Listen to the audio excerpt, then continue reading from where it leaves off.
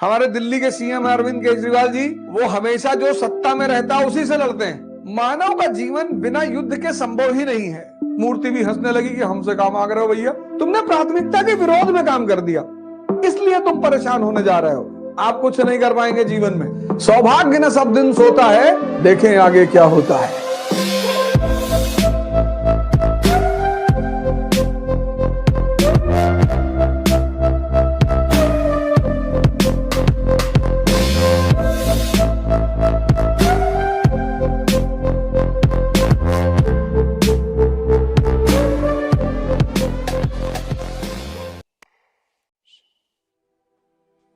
लड़ाई सबको जीवन में लड़नी है। देखो 5 बजे उठ रहे हो, लड़ाई ही तो कर रहे हो।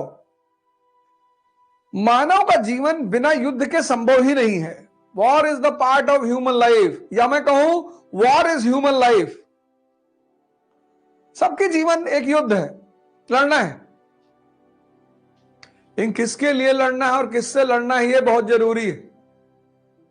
आप रिक्शे वाले से लड़ रहे हैं, ऑटो वाले से लड़ रहे हैं, आप खत्म है। आप कुछ नहीं कर पाएंगे जीवन में। हमारे दिल्ली के सीएम अरविंद केजरीवाल जी, वो हमेशा जो सत्ता में रहता है उसी से लड़ते हैं। कभी कांग्रेस से लड़ रहे थे, आज बीजेपी से लड़ रहे हैं। तुम लड़ते किससे हो, यह बहुत इंपॉर्टेंट है। और लड़ाई के बिना कोई जीवन ही नहीं।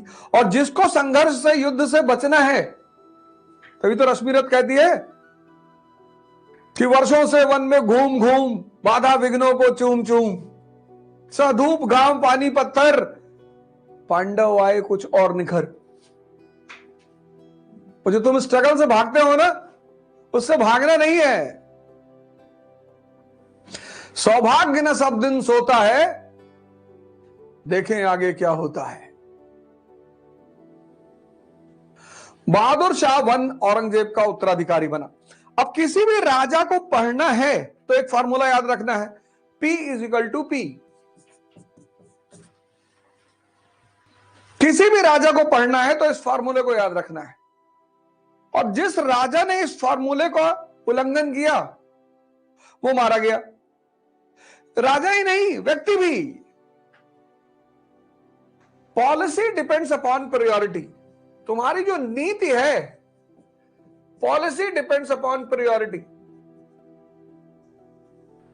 अब तुम्हारी जो नीति है वो प्राथमिकता के हिसाब से होनी चाहिए। अशोक, विभिन्नतावादी भारत पर उसका शासन है, कटक से अटक, गुजरात से नॉर्थ ईस्ट, तो उसकी नीति क्या है? धम्म। इसलिए तो महान है वो। जो व्यक्ति अपनी प्राथमिकता को ध्यान में रखकर नीति बनाएगा। अब तुम विद्यार्थी हो और वो भी प्रतिस्पर्धी, कॉम्पिटिटर, योद्धा। विद्यार्थी तब भी ठीक, योद्धा, प्रतिस्पर्धी, कॉम्पिटिटर और आईएएस की तैयारी करने वाला। अब तुमको हिंदू पढ़ना है, 2 घंटा मिनिमम। तुमको 6 घंटे की अपनी शेड्यूल की पढ़ाई करनी है, 8 घंटा, यानी पर डे ये 8 घंटा तुम्हें देना ही देना है। और बाकी 4-5 घंटा डिस्कशन करना, सोचना, वॉक करना, एक्सरसाइज करना, ध्यान करना। यानी तुम्हारा जीवन में जीने का भी समय नहीं है। और एक ही साल की बात होती है, मैक्सिमम 2। तो 2 साल इन्वेस्ट करके अगर जिंदगी का 80 साल अच्छा हो जाए तो यार LIC से भी अच्छी पॉलिसी है। अब इस प्राथमिकता में जब 8 घंटा तुम पढ़ना है, अब तुमने प्रेम कर लिया तो तुम्हारी प्राथमिकता ये थी नहीं। प्रेम गलत नहीं है, वो तुम्हारी प्राथमिकता नहीं थी। तुमने प्राथमिकता के विरोध में काम कर दिया, इसलिए तुम परेशान होने जा रहे हो।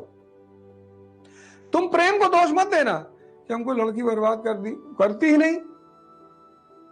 जो जो एप्लीकेशन डालता है कि हमको बर्बाद कर दो, हमको बर्बाद कर दो, तो किसी किसी की इच्छा पूर्ति करती है। इसको बोलते हैं P = P। पॉलिसी किस पे डिपेंड करनी चाहिए? प्राथमिकता की। तुम्हें अपने जीवन की प्राथमिकताएं सेट करनी है। प्रायोरिटीज। माँ बाप को धन्यवाद देना है। तुमको लगता है कि उनकी गर्ज है, कोई गर्ज वर्ज नहीं है। कभी सड़क पे किसी बच्चे को नंगे घूमते हुए देखना तो अपने माँ बाप को याद करना कि पाल पोसे कम से कम इतना बड़ा तो कर दिए कि अब कुछ कर लो।